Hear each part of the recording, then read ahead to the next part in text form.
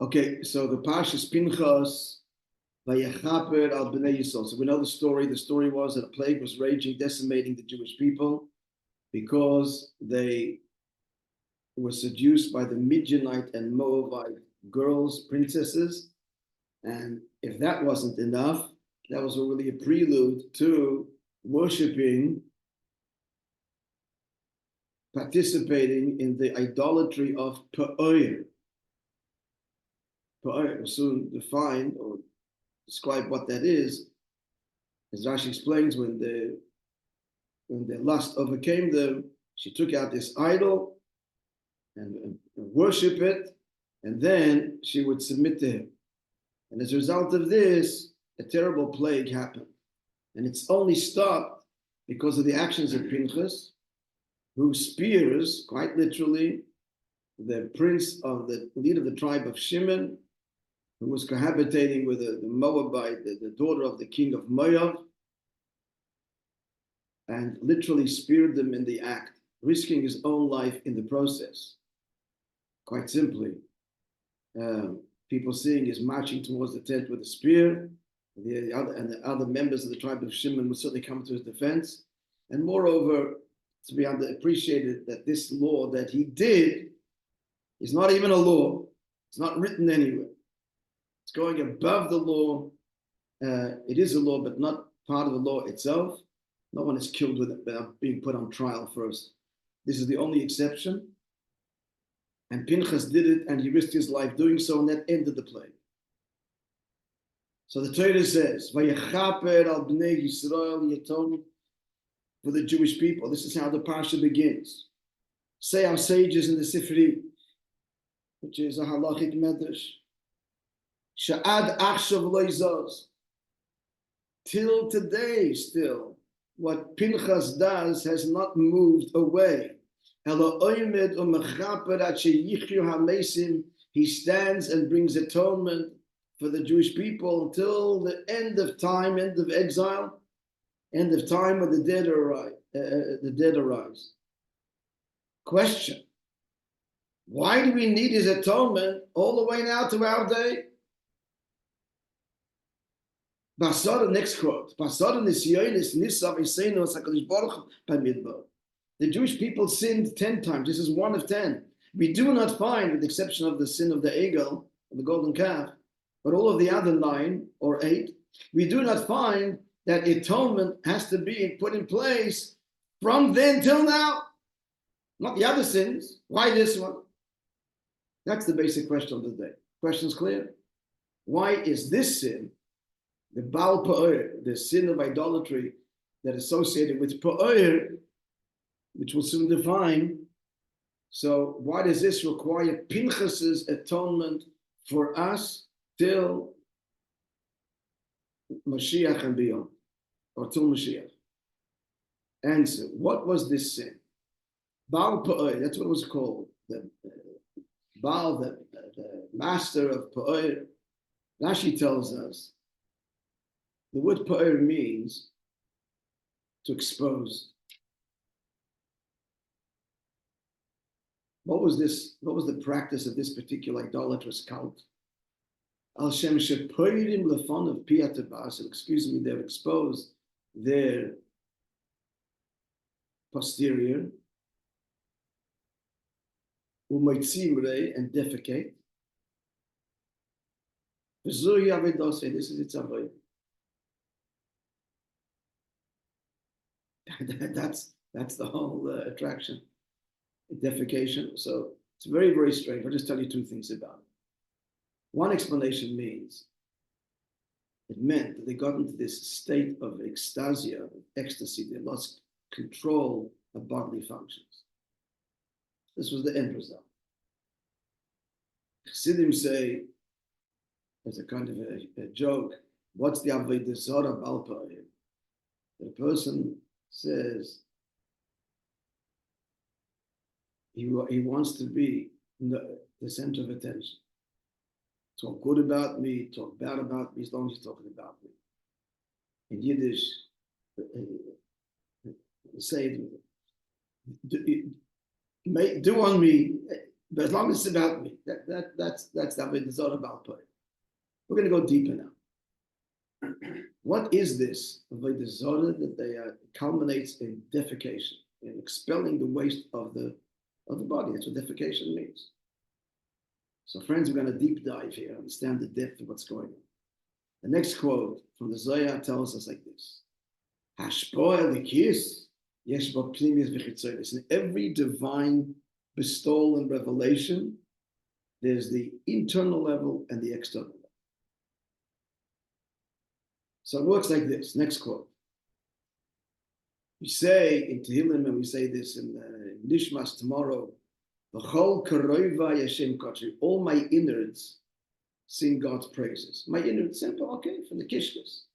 Now we all know that we're made in the image of the divine.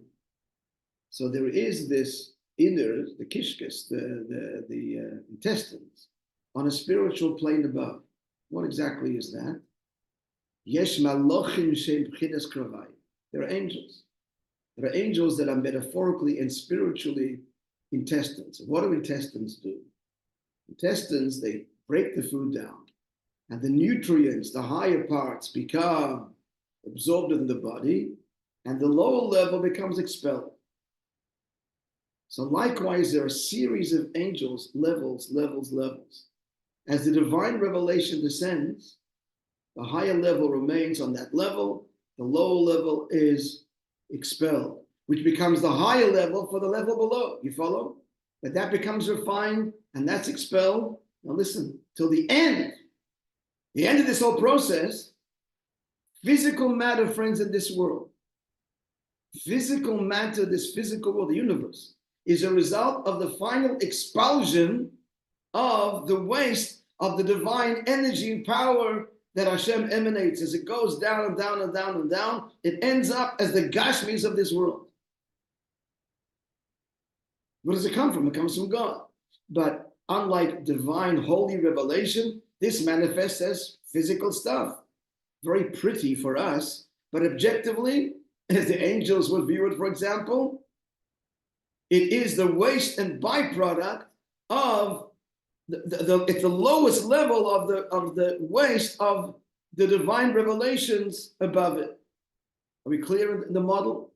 So I'll tell you a little story. There was a famous chassid called the Icha the Masmid. It's called Icha the Masmid because he learned assiduously. He never wasted a moment. And there's a famous picture of him with his feet in a bucket of ice. Someone snapped the picture because he would keep himself up. The man hardly ate and nothing. He was like a tzaddik because there's stories of his brachas that were fulfilled. He was burnt alive in the Riga by the Nazis. I told the story with two other chassidim, were people that they were herded into the local shul. The Nazis set fire to it. Some people managed to escape, and they said that when the smoke started, the Bicha the Masmid, they said, Bicha the Masmid, just tell you, he got up there in front of all the people that were frightened. He said, we're going on Kiddush Hashem, and it's the greatest level of service of Hashem. And he made a bracha, I think, Shechiyom. And you have to go with Simcha, and he put his hands on the shoulders of the two other chassidim, the B'Lachaim Altos, and he started singing Simcha Steirendigen, and then there was consciousness, and that's how he died. So you have an idea of Bicha the Masmid. Now he came to America in 1920, I think it was 1929 or earlier, and then he went back to Russia, and subsequently was, as you heard, in Riga. And there's movies of him in the house, and Lav Malka. And that visit, he wrote, we have letters he wrote back to family. Like he was astounded by the lifestyle of American Jewry. And he said, every day meat. Was ever heard of such a thing? Meat is Shabbos and Yom Tov. And then this he didn't write, but they say he was in Manhattan. He saw the tall buildings. His response: the angels did a big job, like a big diarrhea here. The big gush that impresses everybody else. So he said that's how he looked at it. Big Elam Hazard, big buildings. Now, so we're coming out to the point here. Now we're understanding Baal Peor. What's the worship of Baal Peor? They worship, they defecated, and this is part of their worship. It spiritually means that this world, which is really the waste expelled from the highest worlds, we start to give this physical world, this is what it's all about. It's just about the physical and accumulating wealth and having a good time and indulging the body. That's what Baal Peor is. It's objectively just a waste product. Now, if you exploit it properly, the waste product can be the greatest, like manure, etc. It can contribute to the great lush harvest. So that's the point of it, that we should use the world, exploit it in this, as it were, in the service of Hashem. Next quote: Kol masechel Hashem shamayim. Our purpose is that all our physical actions be the sake of heaven. Know God in all your ways. But, and furthermore, next quote, very important quote. The Pasuk says, God will bless you in all that you do. Very important quotation. This is from the Sifri. A person might think he shouldn't work. God should provide. You've got to work.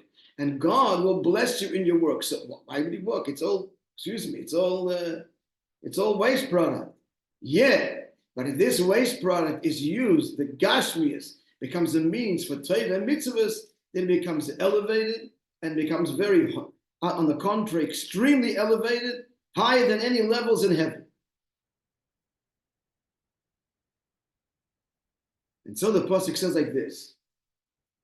Next quote. V'hoya amunas itecha. It's hard. It's a pasuk in Isaiah. Yeshayahu, hard to translate. And if it will be that you will have, your times will be faithful. Chaysin Yeshuas, the stronghold of your salvations, Chachma v'das, is wisdom and knowledge.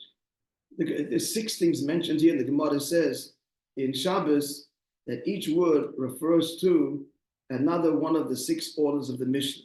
I didn't quote it all because explained it all will take up all of our time. Just the first one. The pasuk starts talking about emunah, faith. So what is faith? For the 6 words here, Itecha, time, refers to zmanim, or the order of Mishnah, the Mishnah deals with time, Shabbos and Yom Tov. But what is faith referred to? Zeh faith, and emunah refers to agricultural law. What's it got to do with faith? So Tosfos brings, explaining from the Yerushalmi, he believes in the life of the world Hashem, and he sows. Now the Chassidus asks, you don't have to believe in God when you sow a plant. You put a seed, then you know it's going to grow. What do you mean he believes? What's emunah got to do with this? The simple level is, he has faith, he'll have a bountiful harvest. But much more literal is, he puts his seed in the plant, and he's emunah that what? That it's going to grow. Why? Because he doesn't worship nature. Why do things grow? It's not a given. Or because Hashem wants it to, and Hashem's involved right now. So even the natural, the physical world, he doesn't relate to it as a given. This is all only, it's a byproduct of godliness that God is producing, and its value in the end is if it serves the cause. And it only works because he is right now making it work that way. So even as he plants his seed, no certainty. Hashem is right now creating the world every moment and believes in that, and this seed will grow because he believes in God. He doesn't believe the seed will grow because he believes in nature. He believes the seed will grow because he believes in God. That's the way it should be. And of course, that's a big struggle because nature is nature and life is life, and that's what we see. And we're not privy to, we don't see that it's all really a byproduct of the higher spiritual worlds, and it's all a means for an end and not an end unto itself. That's what this idolatry is. And now we understand why Pinchas, and we'll soon see why Pinchas, but has to bring atonement for us till Tchias HaMeis. Why? Because we all are facing this challenge. We're going to take the physical world and nature and give it intrinsic reality or not. We're going to worship Jizmi the Drek or not. or turn it into real gold, spiritual gold. Now, it's significant that when did this sin happen to the Jewish people? Next quote. It's only when they're about to go into Israel that this whole thing happened. Why? Because when they were in the desert, they didn't deal with the world. Lechem in Hashemayim, it was manna from heaven. Everybody got their allotted a portion. You couldn't add, you couldn't subtract. It was clear it was coming from God. They didn't face the test of Baal Peor. When is the test of worshiping materiality? It only starts now when they're about to go into the natural life. That's why the story happens at this junction. So what's the answer? You need a Pinchas. The Kana is Kinasi, Pinchas was a Zila. As we started off saying, Pinchas he acted in a way that was beyond rationale. Nobody was doing it. Moishe was frozen. Everybody was frozen. He risked his life. He marched through the camp with a spear. He's watching what this guy's doing, and he's killing a leader. He's inviting the wrath of everybody to be stoned on the spot. He did it nonetheless. So the Rebbe is saying like this. What's the message here? How are we going to face the world successfully and use the world the way Hashem wants us to and not be caught up in this idolatrous of worshiping Baal Peor? If you're going to approach the world with your own rationale, it's not going to work. You've got to be a Pinchas. You've got to have Mesiras Nefesh.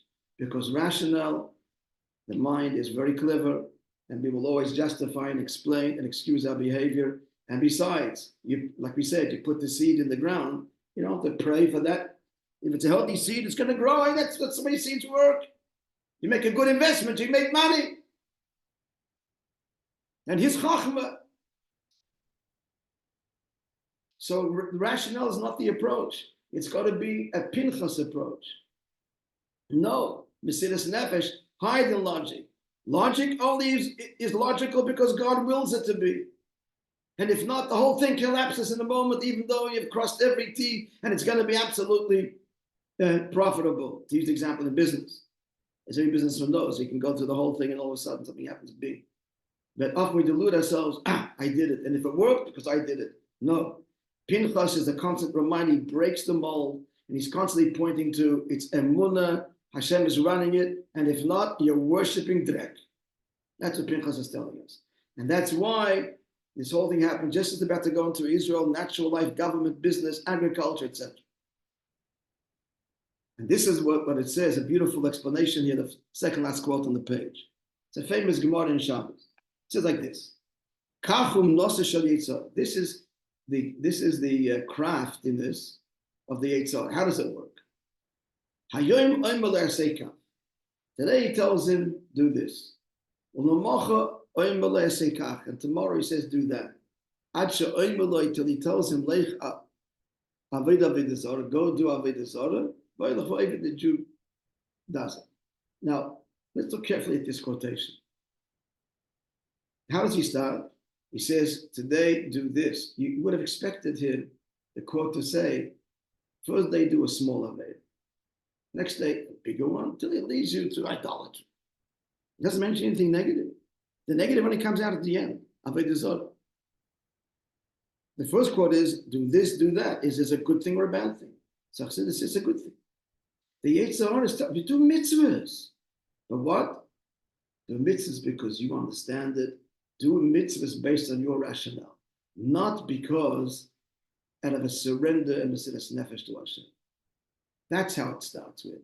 A Judaism that is a feel-good Judaism that's only based on what I understand and I see the benefit, and things that I don't see the benefit, I'm not going to do. I'm not denying it, but I'm not doing that. I say kach, do this one. I'm going to join you with this one because it makes sense. You can see the benefit. And you're enjoying it, and it's beautiful.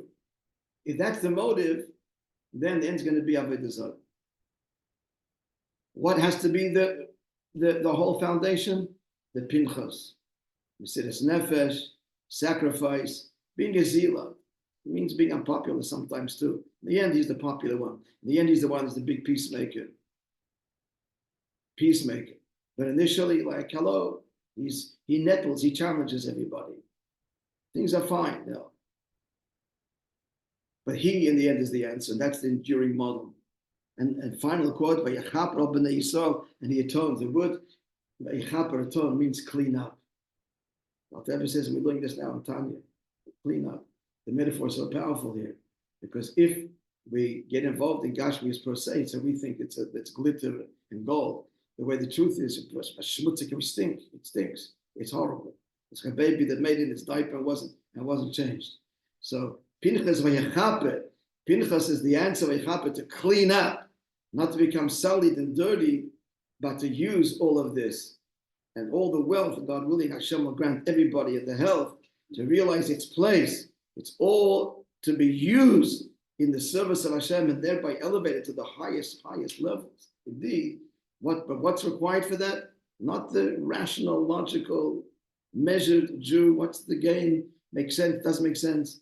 But kanois, like Pinchas. We might add that the context of the story is Chilul Hashem.